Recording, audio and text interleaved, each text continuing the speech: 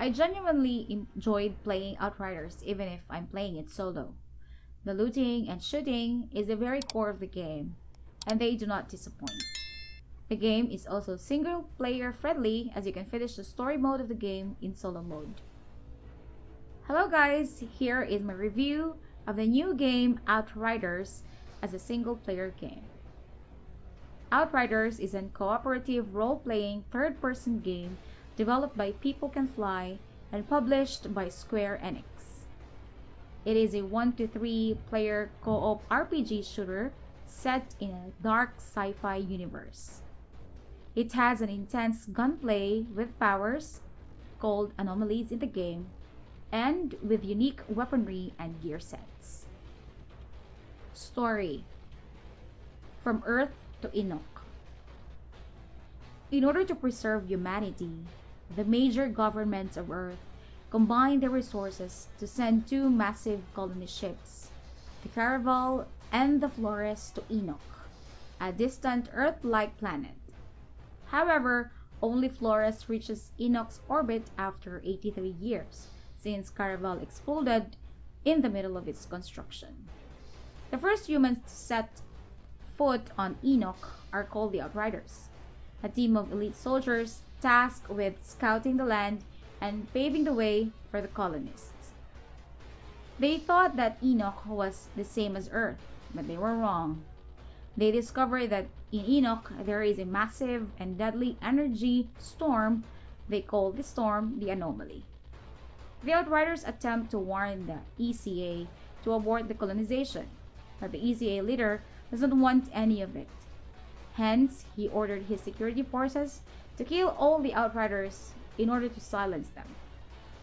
You play as one of these Outriders who survived and had exposure to the anomaly.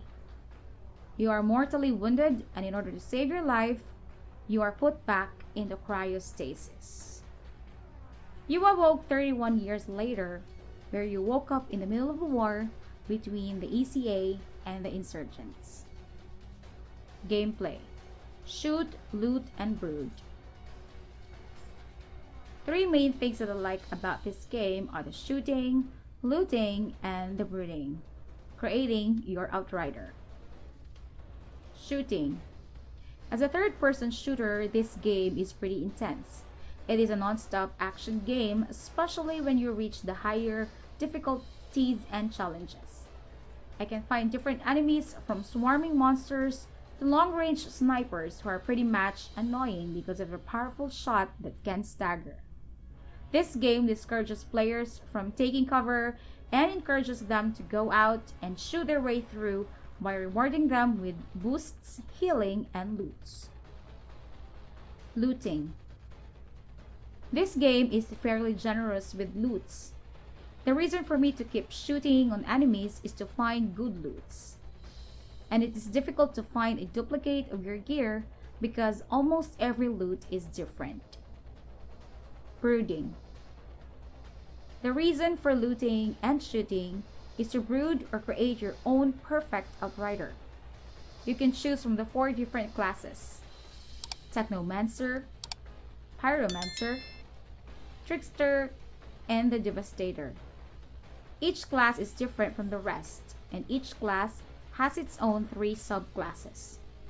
Aside from creating your character by assigning skills and class points, you can assign mods by crafting them into your gear, making your Outrider more unique from the rest of other players.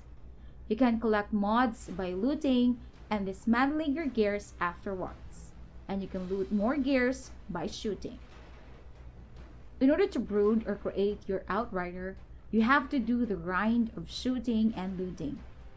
I am in the 50 hours of gaming, and even if I have finished the story of the game, I still find myself enjoying the shooting, the looting, and the brooding. Developers for the players. This game is far from perfect, and it has its major and minor bugs. Major bugs like losing your legendary weapons, and minor bugs like game crashes. One thing I like about the developers of this game is that they listen to the players and they immediately do something about it. Like the motion blur that most people hate in the demo, the developers gave the option to turn off the motion blur. Another thing that many players complain about is a shaky camera in every cinematic scenes. They also included an option to minimize that shaking in the cutscenes. And I congratulate People Can Fly for giving out their best in order to give players that satisfaction in playing their game. My genuine verdict. I genuinely enjoyed playing Outriders, even if I'm playing it solo. The looting and shooting is the very core of the game, and they do not disappoint. The game is also single-player friendly as you can finish the story mode of the game solo. One good feature about this game is its difficulty level, and it will depend on how you perform in the game. The challenge mode, however, is really hard, especially in the higher tiers. If you want to play through it, you need friends to help you. However, I see some players in the streaming community who were able to make it solo. So, if you are that good, maybe you can do it also. The story and how it is told keeps my curiosity interested. Side quests make the story richer and makes one understand more of the lore. That is why I would suggest to play all the side quests to further appreciate the lore of the game. Although it can be played solo, however, Outriders cannot be played offline. How I wish the devs would let players play offline, because the reason of most of the crashes I encountered is that I got disconnected from the server. If you intend to play Outriders only in solo, one big drawback is that you should be online since there is no offline mode. The replayability of this game is significant, especially if you love creating a perfect character. You would go on shooting and looting in order to look for the perfect mod to brood a perfect Outrider. As a single player game, I gave Outriders an 8 out of 10. If you're not sure about this game, you can play the demo. It is available on Steam. If you want to know 5 things I hate about this good game, see the link below. If this video is helpful, please give it a thumbs up. And if you want more video game tips and reviews, subscribe to my channel. And do not forget to click the bell button to keep you updated.